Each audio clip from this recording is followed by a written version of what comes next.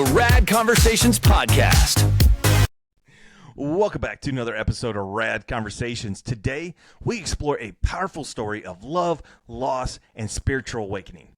From a journey that began in disbelief to finding peace through near-death experiences. This conversation dives into what happens when life takes an unexpected turn.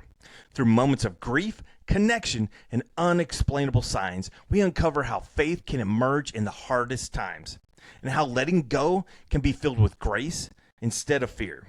If you ever search for the meaning beyond this life, this story will stay with you. All that and more coming up on this episode of Rad Conversations. And remember, if you enjoy the show, please like, subscribe, and share. All right, let's dive in. Yeah, I agree with you. I was atheist for about 25 years, and then the last 3 or 4 years since COVID, I started listening to all these near-death experiences and hearing how so many people had so many experiences the exact same, no matter if you're Catholic, Jewish, atheist.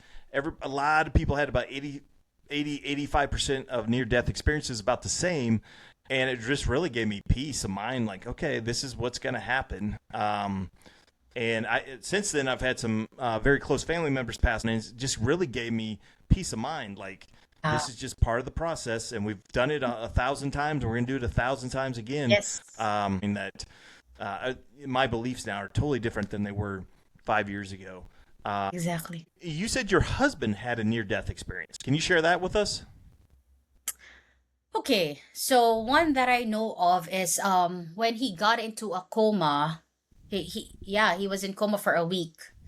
When he woke up, he was telling us all the stories of how he think that he went into a different world, and there was a king who was offering his daughter to him to marry him, all those things.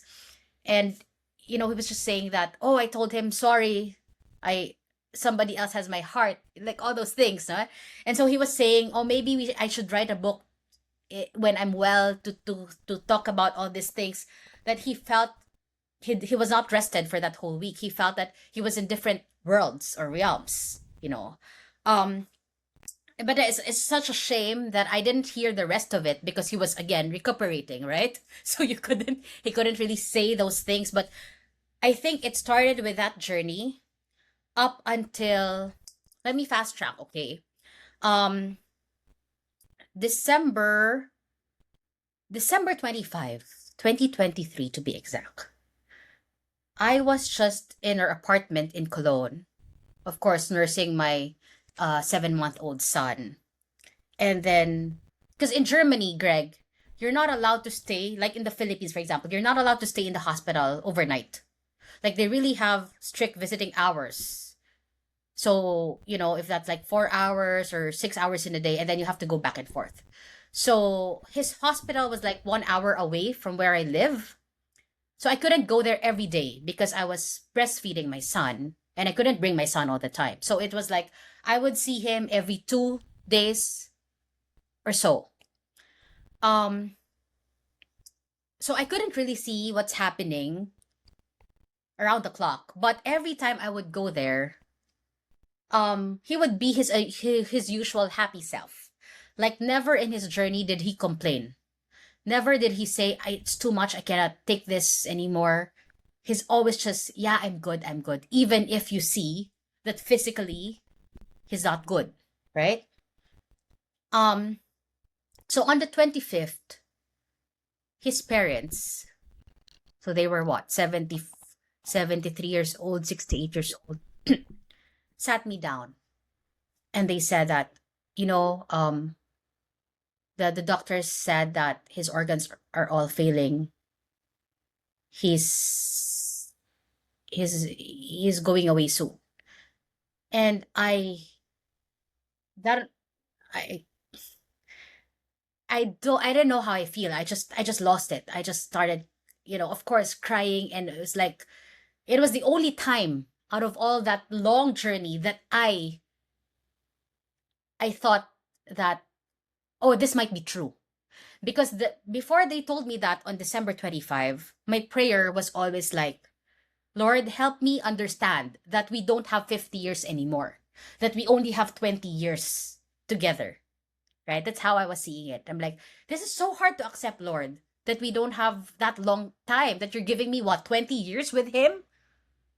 So I was bargaining. I was like, ah, imagine only to be told the day after that he's going away. And I'm like, no, that's not real. I still saw him the other day. He was still smiling and all. And then I came to see him on the 26th. He was in the ICU.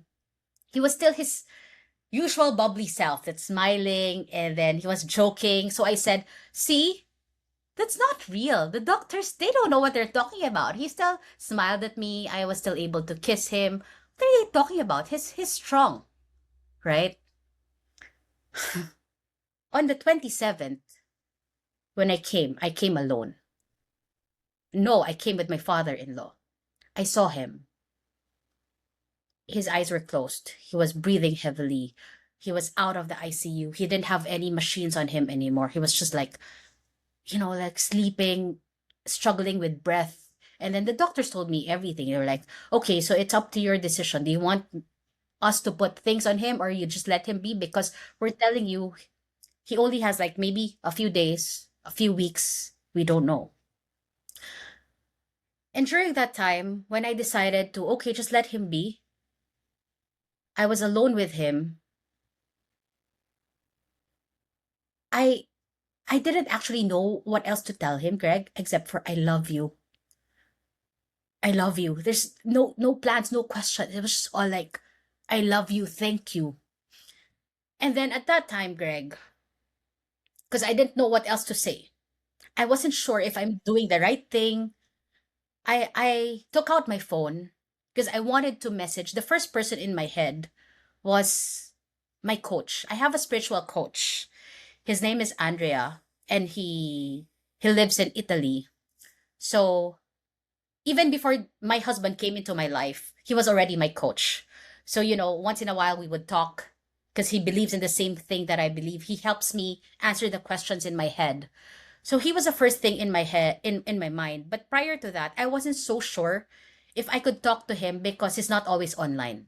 And we only communicate when we have sessions. So in between, there's really no communication. And then the first thing I saw was he had a message and he asked me, Trixie, is everything okay? And I'm like, whoa, how?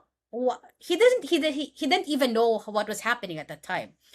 And so I did voice messages, right? So I told him, David is going away. I don't know what to say. What should I say? And then, so he helped me. He just said, no, just say what you feel. Just say you love him, blah, blah, blah, blah, blah.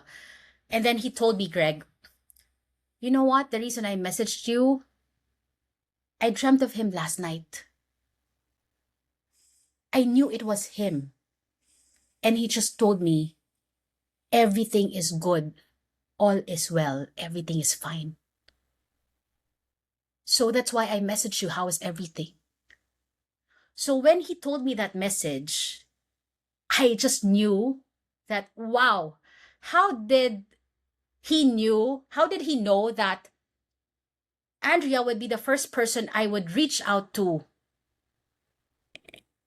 And I mean, right? Like, and why didn't he just come to me, to my dream? Or why didn't he just tell me?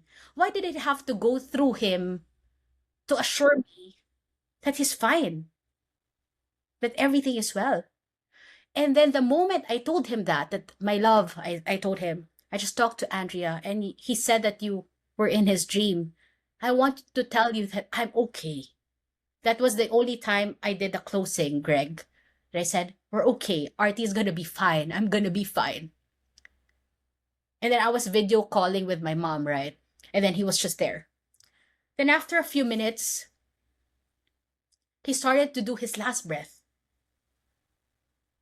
I had to call the doctor and ask, Doc, what is happening?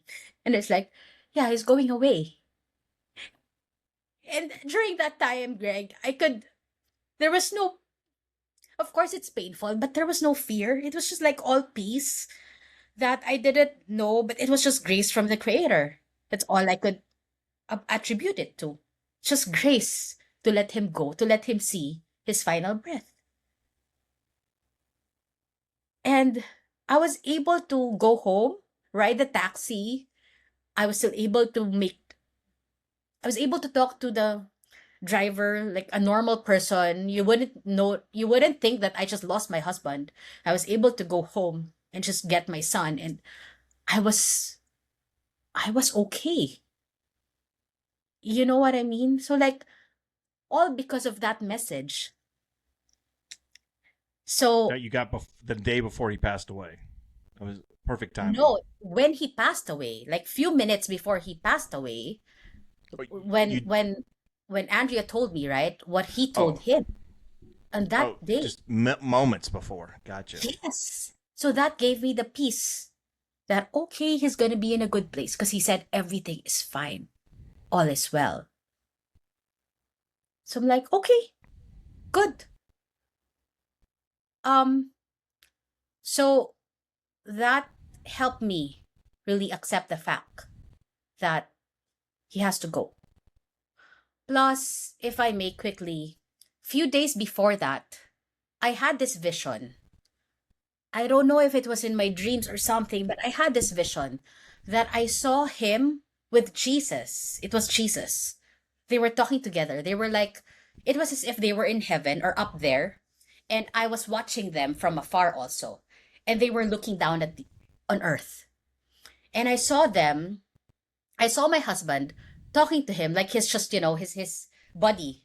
And like, huh, oh my God. He was saying, why, my gosh, that's happening to me. Oh my God, that's happening to me right now. And Jesus was just saying, yeah, yeah, everything is good. And I was shouting at them. I'm like, what do you mean everything is good? I was trying to talk to them, but they couldn't hear me. It's as if they were ignoring me. And so Jesus just said, everything will be fine. So I took that as a sign that he will get better. But then it's a different sign. It's a sign of saying he's going home with me, but you'll be fine. Right? And I'm And do like, you have? I'm go sorry. ahead. Did you have that vision while you were sleeping, or during the middle of the day that vision came to you, or while Maybe you it were with your was when husband? I was dreaming, maybe when I was sleeping. Couldn't remember. I just knew it like when I woke up. I'm like, wow, that was weird. And I'm like, did I just make that up? And then I told myself, no, because if I wanted to make up something, that's not the case I would see. I would see him getting better, getting up and God telling me, Trixie, just give me one more year, he's gonna get better. Then I would have that scenario, not what I saw. So all those things put together gives me peace. What did Jesus look like in your vision? Oh my gosh, Greg. The usual. Maybe I'm biased because I grew up seeing him in white cloth, right? He's as big as my husband. My husband is what, six? I don't know, 6'3". And he has brown long hair. Um, the typical Jesus that you see on books. And then yeah, that's how he looked like. You hear a lot of near death experience. Jesus kind of looks different to every person, but it's what you expect Jesus to look like for you is what Mhm. Jesus will look like. So I was just wondering for you what your vision of Jesus was at that time. So Yes. interesting. So that's why I'm like, so that's how I really was expecting him because that's how I saw him. Thanks for watching the show today, folks. And if you enjoyed it, please like, comment, and share. And like always, stay rad.